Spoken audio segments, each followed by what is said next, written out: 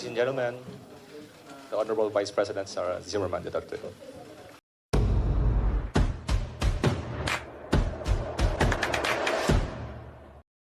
Ladies and gentlemen, the Honorable Vice President Sara Zimmerman Duterte. Ay, pwede ko mag-request. Pwede thematic yung questions para hindi nagugulo yung sagot. So kung doon tayo sa example, nandun tayo sa House of Representatives na committee hearing, lahat ng tanong ubusin mo na. Yes po. And then, sige, thank you, Jay. Question and answer lang tayo. First question, Marisol Abdurrahman, GMA News. Mike, please, Mike. Upo lang ako, ma'am, ha? Kasi Yes, para hindi ko okay. matakpan yung camera. Ngayon po yung last day of deliberations sa budget, although they're still hoping na magpapakita po kayo. If first come to worst na talagang mapako na po sa 733 million lang po ang ma-approve, what can the OVP do with that budget, ma'am? We will see. Sinabi ko naman na noon, yung rason kung bakit hindi na kami mag-participate sa budget deliberations ng Office of the Vice President dyan sa House of Representatives. Dahil nga sinabi ko na dalawang tao lang naman yung nagde-decide dyan, Congressman Zaldico and Congressman Martin Romualdez. At sinabi ko din yung proof ko kung bakit sila lang dalawa. And may paper trail yung sinabi ko against them. Sa 700 million, we will see kung ano yung maiwan, and then we will work around that budget of the Office of the Vice President. Pero definitely, tutuloy pa rin yung trabaho, anuman ang budget ng Office of the Vice President. But then again, ma'am, hindi pa naman po yung final kasi di ba, ma'am, meron pang sa Senate. So, hahabulin nyo ba, ma'am, sa Senate? Kayo ba ay magpapakita na doon during the deliberation? Yes, meron. Nag-aantay kami ng schedule galing sa Senate for the plenary budget hearing ng Office of the Vice President. So, a-attend kami dun. Pero wala na kaming expectation na mahabol pa yan. Kasi nga, sinabi ko doon sa interview ko, pagdating sa bicameral, kung nasaan nandun na yung dalawa, the Senate and the House of Representatives, wala ding nasusunod doon except si Zaldico at si Martin Romualdez. At ang example ko niyan ay yung attached na list sa classrooms ng Department of Education na kahit pa man tinanong ng mga senador, nandun pa rin siya sa final draft and nandun pa rin siya sa General Appropriations Act. At ang isa pa doon na example ko sa inyo na sila lignig naman ang nasusunod doon, yung kaguluhan nila at sagutan nila sa AKAP. Wala yung AKAP, di ba? Nakita na lang nila yung AKAP sa bike camp. At sinasabi ni Zaldico, hindi, pumirma ang mga senador eh. So, yun yung example ko na, yun yung proof ko na dalawang tao lang nasusunod dyan. Si Zaldico at si Martin Romualdez. But despite that, ma'am, sure na yung inyong attendance po sa Senate deliberation. Yes. Kahit alam mong if first come to worst, talagang yun lang makukuha ang budget ng OVP. Opo, oo. Sigurado yung attendance namin. In fact, kahapon, na-discuss namin dyan sa Chief Staff na opisina kung ano yung date para ma-block namin yung date ng plenary ng Senate. But apparently, wala pa daw mga schedule, so nag-antay kami. Alright. Ma'am, last po, yung show cause order po na pinalabas po ng Committee ng Good Government sa ilang mga OVP officials po.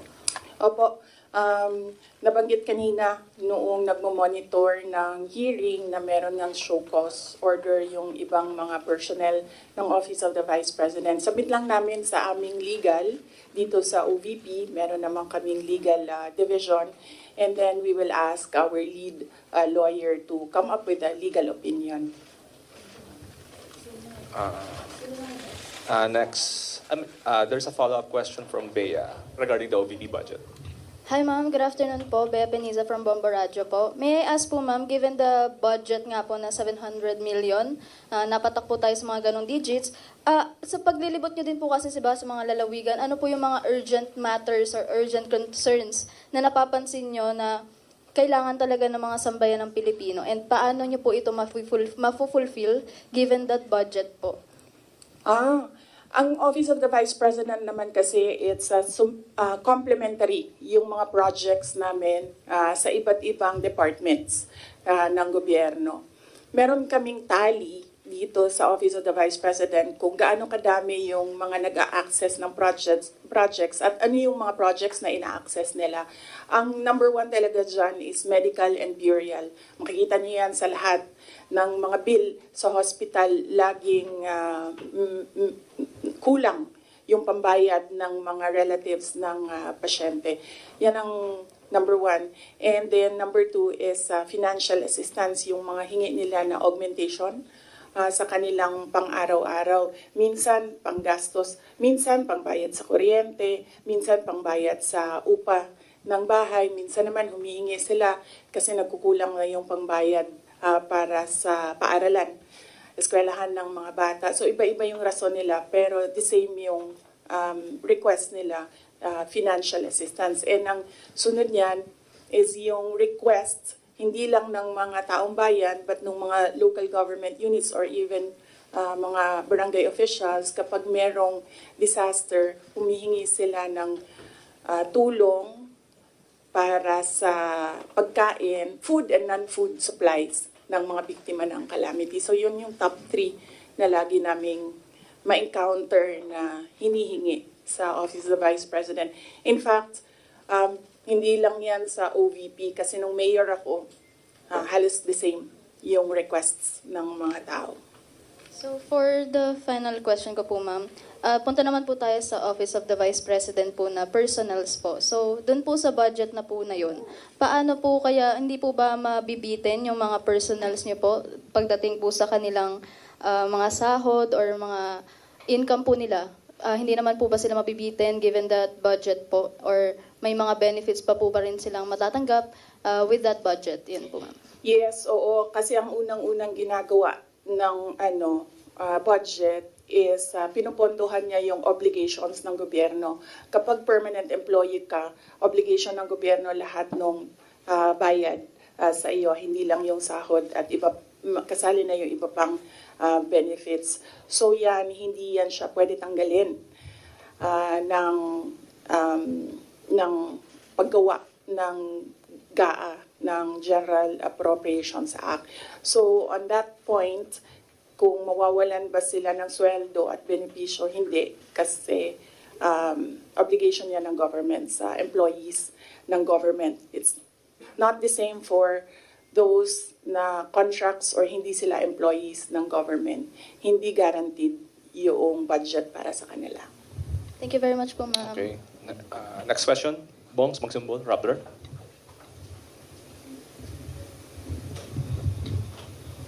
Good afternoon, VP. Yes. VP, as we're speaking right now po, merong ongoing House probe. Actually, minutes ago, former Undersecretary Gloria Mercado says you gave her envelopes containing 50,000 each from February to September 2023 when she was with HOPE, or the Health Orchestrate Positive Learning. A DepEd project. She believes it could be to influence her decision as HOPE. Your response po? Dapat siguro kung mag-akusa siya ng ganyan, dapat may papel siya. Tulad ng ako, pag inaakusahan ako, pag sumasagot ako, binibigay ko yung papel. Gloria Mercado is a disgruntled former employee of the Department of Education. She was let go because of loss of trust and confidence sa Office of the Secretary. Una niyang ginawa, well, hindi ko alam kung anong nauna, pero naka-strike 2 siya sa akin. Ang una niyang ginawa, nag-solicit siya ng 16 million pesos sa isang kumpanya on paper using my name without any authorization from the Department of Education. Bibigay ni JC sa inyo mamaya yung papel. Nakalagay dun. Pangalawa, noong nag-school visit ako sa Cebu,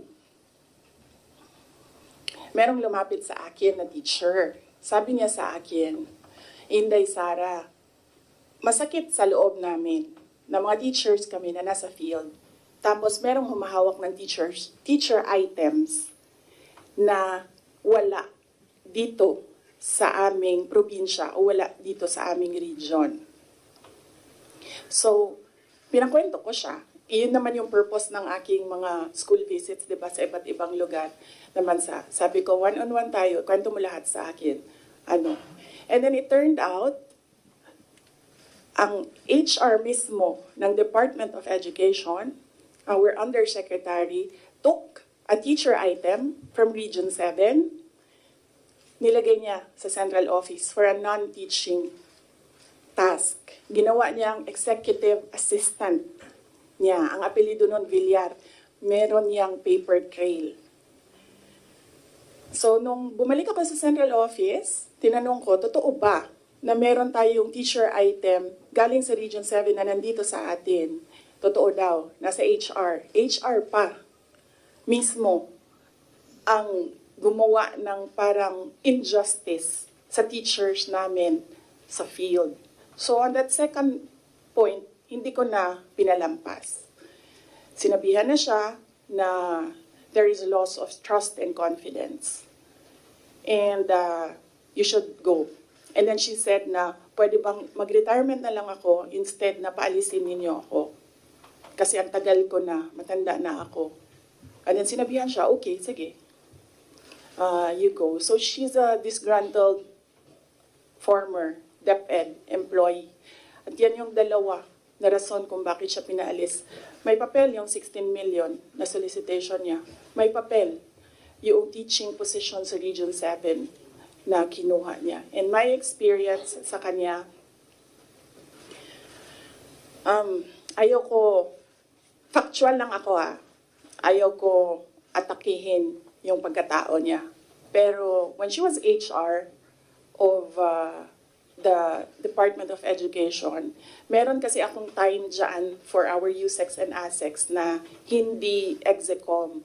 So, pinapapunta ko yan sila kung sino man yung merong concern, sino yung may problema, pumunta kayo sa akin, mag one-on-one tayo. So, one of those times na one-on-one kami, siniraan niya yung isang USEC, isang ASEC ng Department of Education. And bago pa lang kami nun. In fact, pag alis ko, 2 years lang kami, very, very new. Na nagulat ako. Kasi HR ka eh. Pag HR ka, hindi dapat ikaw yung mag-cause ng away-away sa loob ng institusyon. Dapat ikaw yung maging peacemaker. But siniraan niya yung isang ASEC and isang USEC sa akin mismo. And nagulat ako. Why attack the ASEC or the USEC sa kanilang pagkatao? Hindi naman trabaho. And then, ganun din ang ginawa niya. Nung umalis na siya sa Department of Education because of the 2 points, lumipat siya sa Senate. One of the offices of the senators din, nandiyan yan siya ngayon. And yung isang kaibigan ko doon sa Senado, narinig namin na sige na siya atake. Inaatake niya si Michael Poa, si Reynold Monsayak, si Gerald Chan. Nang iyan ngayon yung nakapangalan sa kanyang statement. Kaya kami, nung nagbasa siya kanina ng statement, hindi na kami nagulat. Kasi naririnig na namin sa opisina, dyan sa Senate, yung mga pinagsasabi niya after she was let go. I think, hindi lang siguro niya matanggap na kasalanan niya kung bakit siya pinalayas sa Department of Education. Pero hindi din talaga namin matanggap na magsusolicit ka sa isang private company on paper 16 million. And then, kukuha ka ng teacher item sa field, gagawin mong EA sa central office. Hindi pwede yun. VP, in relation to that, since you brought up yung names po ni Attorney Poa and Attorney Monsayak. So during the probe earlier, she said that yung reason daw kung bakit daw siya nilet go ng DepEd nyo po was that she disagreed daw with Attorney Monsayak's suggestion that bidders in the DepEd computerization program just discuss it among themselves to avoid failed bidding. Ngayon ko lang narinig yan. Sa kanya ko lang narinig yan. Pero ako ang nagsasabi, kasi I was the one who fired her out of the Department of Education. Yung dalawang rason na yon, ang rason kung bakit siya pinaalis sa Department of Education. And as I said, may papel yon. Ibibigay namin sa inyo ang papel. Ang HR record ni Villar, nasa Department of Education din. In fact, hanggang ngayon si Villar nasa region. Kasi sinabihan niya yung region bago siya umalis na ilagay yan sa region, wag yan sa teaching position. Pero that person is holding a teaching position. Any more questions regarding the HOR probe? MC, Philippine Daily Inquirer. Hi ma'am, good afternoon. Regarding din sa probe, kasi apparently parang there was a response from some of the congressmen about, yun sa, dahil wala nga po kayo ngayon doon, won't you ever attend the House probe, diba? Parang, is there a chance that you might still appear there or at least, kumbaga parang, have any other responses in responses sa sinasabi nga nila na hindi raw po kayo umaattend doon sa mga ongoing na inquiry ngayon relating to the alleged anomalies during your time sa DepEd? Opo. Nasabi na po namin doon sa opening statement ko kung ano yung sa tingin ko ginagawa ng House of Representatives. And lahat naman sa mga sinabi ko, meron kaming basihan. At sinabi ko doon na what they're trying to do is they're trying to make a case for impeachment. Kasi last year pa yan nila gusto talagang gawin. They're trying to make a case for impeachment. Dahil wala silang ebidensya, ang ginagawa nila, nag-fishing sila dito sa mga tanong sa loob. Kung maririnig nyo, di ba mali? Di ba mali? Ginagano nila yung sumasagot na COA resource person. And of course, ano lang ba ang rank and file? Siyempre, congressman yung kaharap mo. Di sasabihin mo, oo po, may mali. When in fact, ilang beses na kami sumagot, we are fully cooperating with the audit process and we are answering and filing our comments in all the cases before the Supreme Court. In fact, kung mag-file pa sila ng kaso pa, sasagutin namin yan sa korte. Pero hindi doon. Kasi kung gusto nila mag-impeach, wag nila kunin sa akin sa mga bias na tanong nila sa akin ang gagawin nilang impeachment. Kanina, sa tanong mo kung a-attend pa ba ako, we take it one hearing at a time. So, when we receive an invitation, we study, una-una, pinapadala siya sa legal, pinag-aaralan namin, dinidiscuss namin dito sa opisina with the personnel. And then, tinatanong namin yung mga personnel. Like in the case of this invitation, nakapangalan na sila doon and hindi na pwede ang authorized representatives. So we sit down with them and we ask them, ano ba ang gusto mong gawin? So depende sa sagot, yun ang sinusuportahan namin. Ako as head of agency, sinusuportahan ko kung ano yung gusto. Right now, walang gustong pumunta doon sa kanila. Kasi ang concern ng lahat is yung pamilya nila. Sa kanila daw sarili, walang problema because they are government employees. So, makakasagot sila. Ang hindi daw nila makontrol is yung paninira sa pamilya nila. At yun ang concern ng lahat ng employees ng dito ng Office of the Vice President. And sabi din ng legal namin, there are valid legal points or legal questions sa nangyayari na hearing, which is the contempt of the letter to Congressman Joel Chua kaninang umaga. Unang-una doon, yung privileged speech mismo ni Congressman Valeriano nagsabi ng unverified claims. So paano ka maggagawa ng hearing based on unverified claims? Hanapin mo muna yung mali, tapos ka mag-hearing. Hindi yung doon mo hanapin yung mali sa hearing. Pangalawa, ito yung punto ko nung last akong pumunta sa kanila. Nakalagay sa batas, nakalagay sa constitution natin. Inquiry in aid of legislation. Hindi siya gumamit ng investigation. Sabi niya doon, persons, the right of persons shall be respected. Hindi siya nagsabi ng witnesses. Pero pagdating mo sa rules sa loob ng House of Representatives, rules nila in aid of legislation, ginagamit na nila interchangeably. Inquiry and investigation, persons and witnesses. Mag-decide muna sila, ano ba sila doon, korte o hindi. Hindi naman sila korte. Paano ko nasabi na gumagalaw sila na parang korte? Nilagay nila doon. The rules of court are suppletory to these rules. So, ibig sabihin, gumagamit na sila ng rules of court. Ang ginagawa nila doon na is an investigation that is akin to the judicial process na ginagawa ng NBI, na ginagawa ng DOJ, na ginagawa ng mga piskal. At ang isa pang punto namin doon sa sulat ay